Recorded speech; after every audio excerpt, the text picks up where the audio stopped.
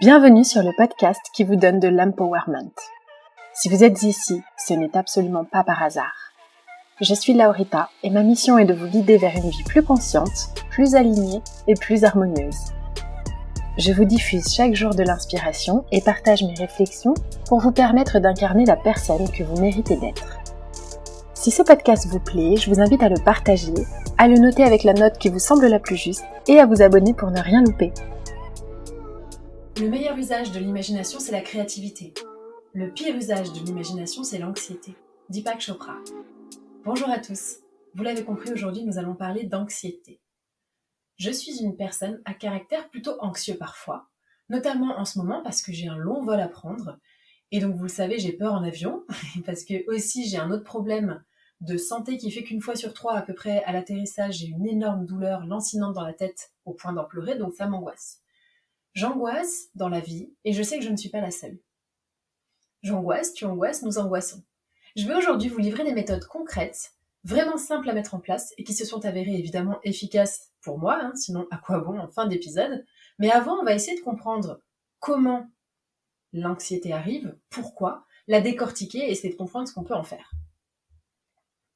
Déjà, il faut savoir que 20% des gens sont touchés par l'anxiété au cours de leur vie et qu'elle touche 2 fois plus les femmes. Par contre, petit aparté, qui sont ces gens qui ne sont jamais anxieux, qu'ils se manifestent sérieux, parce qu'on ne doit pas avoir la même vie. Mais en fait, vous vous dites quoi ? Genre un médecin vous appelle et vous vous dites « Oh, c'est sûrement pour m'annoncer une bonne nouvelle !» Non, je plaisante. Mais plus sérieusement, c'est certainement vous qui avez raison, mais vraiment vous êtes mon goal, mon but dans la vie, de ne plus être anxieuse. L'anxiété et l'inquiétude sont étroitement liées, laissez-moi vous expliquer. L'inquiétude, c'est une activité à laquelle on s'adonne activement et inconsciemment. On laisse notre esprit en autopilote aller imaginer des scénarios qui vont nous desservir. L'anxiété, elle, c'est un inconfort généralisé intérieur. Elle vient généralement des pensées ou des craintes ou des impressions un peu diffuses que quelque chose d'embêtant va se produire et elle s'ancre. Quelque chose que je me répète H24, c'est que l'anxiété ne doit pas prendre mes décisions. Par exemple, comme je vous le disais, j'ai peur en avion, suite à un vol avec d'extrêmes turbulences, donc je pourrais me laisser guider par cette anxiété et ne jamais prendre l'avion, mais surtout pas. Sinon, clairement, je ne vivrais plus et je me couperais de plein d'opportunités. Et c'est pareil dans tout. Une angoisse, une anxiété ne doit pas nous empêcher de prendre des décisions, mais elle doit quand même être prise en considération, bien sûr, sous peine de devenir immense si elle est négligée. Faut aussi savoir que l'anxiété, c'est une émotion hyper contagieuse. Elle est contagieuse, ça veut dire que quand une personne dans un groupe est anxieux, pouf, ça se répercute sur les autres. Donc si on prend l'exemple de l'avion, évidemment, une personne stressée peut angoisser tous les autres, et encore plus si c'est une hôtesse, n'est-ce pas ? Donc il y a vraiment une connexion profonde entre s'inquiéter et être anxieux. C'est important, si on veut contrôler ses pensées, d'arrêter cette habitude de s'inquiéter. On s'inquiète tous et on laisse tous notre esprit parfois en autopilote penser des trucs qui ne servent à rien. Et s'inquiéter, donc c'est une habitude. Et peut-être que si vous êtes comme moi, vous avez des parents anxieux, toujours en train de vous dire de faire attention, toujours en train d'angoisser pour ci et pour ça et d'imaginer le pire. Et ça, je sais que c'est vraiment très désagréable et surtout très angoissant et ça reste longtemps, donc si c'est le cas, faites le boulot. Parfois, on peut avoir aussi tendance à se définir comme quelqu'un d'inquiet, mais en fait, non. Vous n'êtes pas quelqu'un d'inquiet, vous avez l'habitude de vous inquiéter. Votre esprit l'a fait beaucoup et donc il a l'habitude, mais attention, la bonne nouvelle, c'est que c'est possible de le changer. De nos jours, et surtout après le Covid, la plus grosse source d'anxiété, c'est le souci de santé. Il y a un mot qui fait peur à tout le monde, c'est le mot cancer. On a un petit souci de santé et là, on laisse aller son esprit et on se dit qu'on va mourir, etc. Parce que quand on y pense, c'est hors de notre contrôle. Et donc, notre cerveau qui adore fantasmer, lui, il va imaginer le pire des scénarios.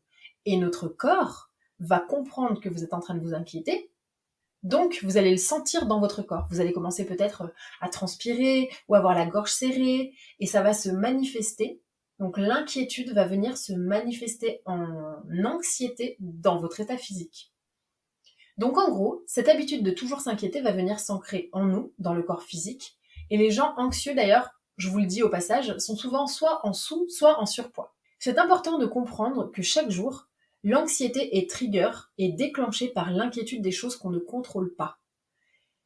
Et j'ai envie de dire, c'est presque normal. Et heureusement qu'on est anxieux parfois, parce que ça peut nous sauver la vie. Si on sait l'analyser, ça peut aussi beaucoup nous aider. Mais par exemple, on peut avoir peur, je sais pas moi, de louper son permis. Et donc, on va mettre toutes les chances de son côté. Et ça, c'est la clé, mais j'y reviendrai. On va peut-être méditer, on va réviser à fond. Parce qu'une fois qu'on a compris que les choses qu'on ne contrôle pas, on peut quand même contrôler ce qu'on en fait, quand on s'inquiète, on prend des actions, on agit. Et on arrête surtout le côté autopilote. On arrête de laisser son esprit divaguer et penser au pire. Après, je pense qu'il est aussi bon de noter qu'il y a l'anxiété normale, qu'on a tous ou presque apparemment. Et c'est vraiment le truc, bon, ok, tu te retrouves face à un ours, shot d'anxiété, qu'est-ce que je fais, comment je vais faire pour me protéger face à cet ours, etc. Donc là, elle est vraiment plutôt relayée à la peur. Par contre, il y a aussi ce qu'on appelle en anglais l'anxiety disorder, c'est-à-dire le désordre de l'anxiété, c'est-à-dire ça va pas pour toi. C'est quand tu t'inquiètes de tout, c'est que c'est dur de contrôler cette inquiétude, dur de s'endormir, dur de se concentrer, etc. Dans ce cas-là, je vous invite vraiment à aller voir quelqu'un.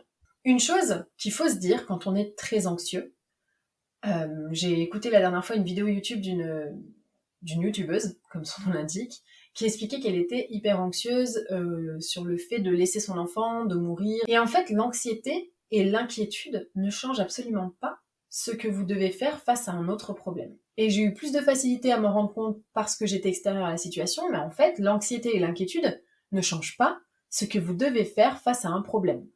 C'est-à-dire que si jamais demain tu dois mourir pour X ou Y raison, tu laisseras ton enfant et ça ne va rien changer. Qu'on angoisse ou pas d'avoir un vol turbulent ne va absolument pas changer le fait que le vol soit turbulent ou non. Ça va simplement nous gâcher la semaine, voire les mois qui précèdent le vol, ou qui précèdent le décès, dans ce pire cas, plus le moment en lui-même.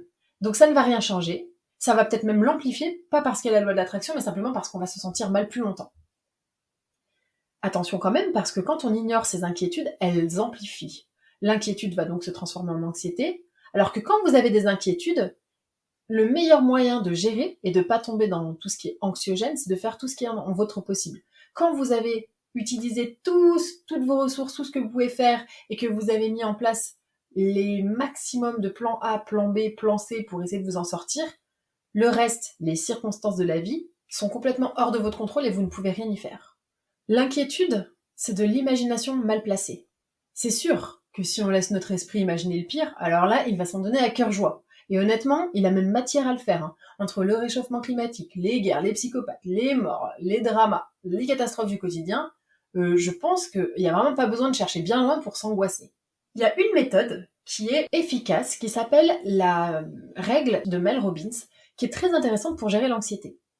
C'est ce qu'on appelle en anglais un starting ritual, donc un rituel de démarrage, en français, ça ne fait pas trop sens. Ça revient finalement à tourner cette fois sa langue dans sa bouche un petit peu, c'est un déclencheur de nouvelles habitudes. C'est-à-dire qu'on va aller déclencher une autre habitude que celle de s'inquiéter. Quand on n'aime pas, par exemple, notre mécanisme de pensée parce qu'on trouve qu'il s'inquiète trop, eh bien on va le changer, un peu comme le chien de Pavlov. D'ailleurs, je vous en ai fait tout un épisode sur la dissonance cognitive et le chien de Pavlov, allez l'écouter si ça vous intéresse. On va donc venir, grâce à cette méthode, conditionner et entraîner notre cerveau à se dire « Ok, là, j'ai reconnu l'inquiétude, je vais éviter qu'elle se transforme en angoisse, donc je vais essayer de comprendre ce qu'elle veut me dire et je vais me calmer avant qu'elle n'amplifie. » Donc en fait, cette règle des 5 secondes, ça demande suffisamment d'effort à notre corps pour que ça coupe le flot de pensée. Et elle consiste en comptant à l'envers de 5 à 0, en faisant 5, 4, 3, 2, 1, 0, ou stop. Ça va arrêter la pensée négative. Et donc, c'est un starting ritual qui va commencer une nouvelle habitude et on va décider de penser à un truc positif. Je vous donne un exemple. Ok, je pense que je vais prendre l'avion bientôt. Oh là là, et s'il y a des turbulences? Et si je meurs? Et si? Stop. J'identifie mes pensées d'angoisse et je compte à l'envers. 5, 4, 3, 2, 1, stop.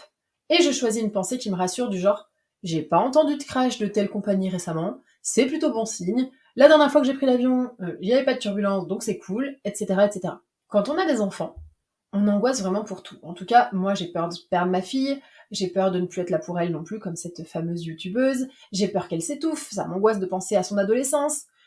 Quand elle court, j'ai l'impression qu'elle va chuter, qu'elle va se casser toutes les dents. Ou quand j'ai un souci de santé, j'imagine direct qu'on va m'annoncer un truc incurable. Enfin bon, vous connaissez le topo. Donc si vous êtes parent, vous avez forcément déjà angoissé pour votre enfant. Et il y a une différence entre s'inquiéter et ne rien faire, et s'inquiéter et agir pour ne pas tomber dans l'anxiété profonde. Quand on ressent une inquiétude, avant qu'elle ne se transforme en anxiété ou en angoisse, on peut la manager. Par exemple, quand on est parent, on a peur pour tout. On peut mettre des protections aux fenêtres, ou bien payer un Uber à son adolescent à chaque fois qu'il est en soirée pour qu'il rentre sain et sauf, et pour être sûr qu'il rentre bien. Si on s'inquiète que son bébé s'étouffe, on peut faire les formations pour être préparé. En fait, quand on est très anxieux, il faut avoir un plan, parce que ça rassure à fond. Je vous donne un exemple un peu minime, mais quand même. Du coup, cette peur en avion, là, a fait en sorte que j'ai préparé l'après. C'est horrible, hein. Mais j'ai fait des podcasts pour chaque personne qui compte pour moi, qui sont en privé, évidemment, vous vous en doutez.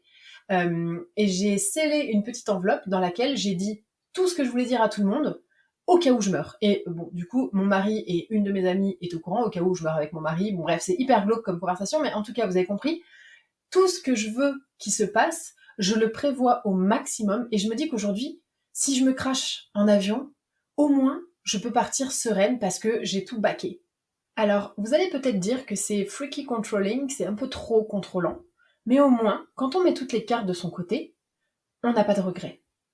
Et je pense que l'anxiété devient un problème quand parfois on a quelque chose qui nous retient d'être trop heureux ou d'être trop dans le positif parce qu'on a peur que quelque chose se passe mal derrière. Dans ces cas-là, encore une fois, pareil, consultez. J'écoutais un coach américain récemment au sujet de l'argent qui expliquait que les riches étaient moins anxieux parce que, en fait, les riches, ils ont plusieurs portes ouvertes puisque l'argent ouvre les portes, ils ont plus d'options et c'est ce qui rend la vie vraiment fluide en fait, le fait d'avoir des options. D'ailleurs, je vous aide à développer plusieurs sources de revenus dans le Money Magnet, c'est un workshop de 2 heures, vous trouverez tous les liens dans les notes du podcast. En fait, quand on est riche, quand on a plus de ressources, alors on est moins anxieux. Et ça marche avec l'argent, mais ça marche aussi avec les connexions. Plus on a d'amis, plus on a de famille, plus on a d'énergie, plus on a de temps, moins on est anxieux.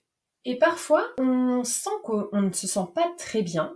C'est pas vraiment des symptômes habituels, mais on n'arrive pas à relier ces symptômes avec quelque chose qui se passe vraiment. C'est-à-dire que l'anxiété, elle est là depuis trop longtemps, elle est profonde et on n'arrive plus à comprendre pourquoi on se sent anxieux. C'est comme un peu cette sensation, vous savez, d'estomac noué, comme on le dit si bien, et en fait on ne sait pas l'interpréter. Ça, pour moi, ça m'arrive souvent aussi, c'est un signe que vous avez des choses à travailler, c'est un signe que vous avez enfoui des émotions désagréables à un certain moment et que vous n'avez pas voulu les voir et du coup elles reviennent comme une sonnette cassée. Votre besoin de sécurité est mis à mal, tout comme votre chakra rouge quand vous êtes trop anxieux. Et donc pour les moins spirituels d'entre vous, pas de panique, c'est simplement le premier chakra qui s'appelle le chakra racine, qui est la base de tout. Donc quand on est très anxieux, notre sécurité et notre ancrage sont mis à mal. Et ça fait sens en fait, parce que quand on angoisse ou quand on est anxieux, on n'est pas dans le présent. On est soit dans le passé, soit dans le futur, mais on n'est clairement pas dans le présent. Et ce qui nous cause du tort du coup. On est désancré, on est déraciné de la réalité, et on se perd dans l'irréel. Quand on a cette impression, mais qu'on n'arrive pas vraiment à l'attribuer à une situation particulière, on est anxieux, on n'arrive pas à dire pourquoi, on ne sait pas d'où ça vient, il faut se dire, ok, l'anxiété est une émotion secondaire qui survient en amont d'une émotion qu'on a déjà ressentie désagréable et qu'on n'a pas su accueillir. C'est vraiment, comme je vous le disais, une sonnette d'alarme cassée. Si vous êtes anxieux, par exemple, à l'idée d'aller au travail, c'est que peut-être que vous n'avez pas écouté une émotion, par exemple le dégoût, ressentie par une réflexion de votre patron. Ou peut-être que ça peut être aussi l'accumulation d'émotions désagréables. Donc dans ces cas-là, peut-être qu'il faudrait analyser la situation depuis le début dans son ensemble et de se dire ok, qu'est-ce qui s'est passé, qu'est-ce qui fait qu'aujourd'hui, depuis quand est-ce que je ressens ça? Si j'arrive pas à savoir depuis quand, qu'est-ce qui me dérange, à quoi je pense quand je n'ai plus rien à penser, quand je suis toute seule avec moi-même ou tout seul avec moi-même. Et ça, je trouve que la méditation, ça aide beaucoup parce que vous le savez, quand on commence à méditer, au bout de 3 secondes, notre esprit divague, il commence à penser à sa liste de courses, est-ce qu'on sait bien laver les cheveux, etc. Bref. Donc là, c'est le moment d'analyser quelles sont les pensées qui viennent. Faut aussi se dire que les réseaux sociaux sont extrêmement anxiogènes. L'afflux constant et immense d'informations, les succès, la vie de rêve des gens, ça nous place dans l'imaginaire, parce que oui, allô, c'est pas la réalité, et ça laisse libre cours à la comparaison, à se demander mais qu'est-ce qui cloche chez moi, comment je vais faire pourquoi j'arrive pas à, etc., etc. Donc peut-être que si vous êtes une personne anxieuse, comme moi, les réseaux sociaux, c'est pas vraiment vos meilleurs amis, donc peut-être ça vaudrait le coup de limiter le temps passé sur les réseaux sociaux. Voici donc maintenant des techniques pour gérer l'anxiété, que ce soit pendant une crise ou au quotidien. Premier outil, la cohérence cardiaque. Moi, je vous conseille de le faire une fois par jour minimum, 3 minutes, 5 minutes, pas beaucoup, mais un petit peu. Et évidemment, en pleine crise d'anxiété, c'est hyper efficace. Moi, ça m'aide vraiment beaucoup. Je vous ai fait une super cohérence cardiaque que j'écoute à chaque fois dans l'avion, bien sûr, dès que j'ai besoin de calmer l'anxiété. Elle va être publiée juste après cet épisode et vous pouvez la télécharger sur vos téléphones pour y accéder à tout moment en cas de crise. Mais en tout cas, le concept, c'est simplement une technique de respiration particulière qui impose une réflexion qui va du coup casser le flot de pensée. Ensuite, quelque chose d'intéressant à savoir, c'est que notre esprit ne peut pas faire l'anxiété et la gratitude en même temps. Il ne peut pas être anxieux et être reconnaissant. Donc, quand on est en pleine crise d'anxiété, boum, on prend un carnet, on prend son téléphone, on ouvre les notes, peu importe. On écrit pourquoi on est reconnaissant dans notre vie. Et ça, c'est une super idée parce que, comme toujours, un moment où on va occuper le cerveau, ça va le déconcentrer de son flot de pensée. Ensuite, il y a aussi une technique qui s'appelle la technique d'ancrage, c'est le fait de s'ancrer dans l'instant présent, mais là, c'est pas juste un joli mot et de se dire ok d'accord, je suis présente actuellement, non, c'est pas ça, c'est ok, qu'est-ce que je ressens, qu'est-ce que je vois, qu'est-ce que j'entends, qu'est-ce que je touche. En fait, c'est faire preuve de conscience du moment présent. Parfois, on ne s'est même pas rendu compte qu'on entendait, la conversation de ses voisins, ou on s'est pas rendu compte de peut-être une goutte dans la salle de bain qui ne fait que couler. En fait, c'est hyper efficace parce qu'on focus notre attention sur autre chose de beaucoup plus concret. Pour les plus forts, en pleine crise, il y a la méditation, mais il faut pas se retrouver dans une crise de panique, clairement, parce que sinon il n'y a aucune chance d'y arriver pour se calmer. Après, il y a ce qu'on appelle la relaxation musculaire. Donc moi je le fais en avion, ça consiste à contracter hyper fort un seul muscle, donc d'abord les pieds, et puis le mollet, et puis la cuisse, et puis les fesses, etc., et de relâcher pour ressentir une sensation de relaxation.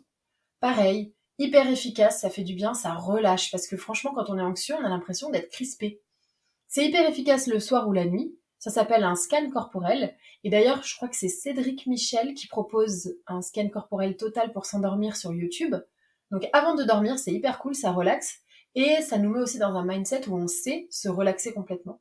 Et on se rend compte, en fait, quand on fait ça, qu'on n'est jamais à 100% détendu, c'est dingue. Ensuite, vous pouvez également regarder une vidéo qui vous apaise. Moi, je regarde des vagues. Donc, mon Pinterest, par exemple, est blindé de photos de vagues, de vidéos de vagues. J'ai une vidéo enregistrée sur mon téléphone qui m'apaise direct quand je panique.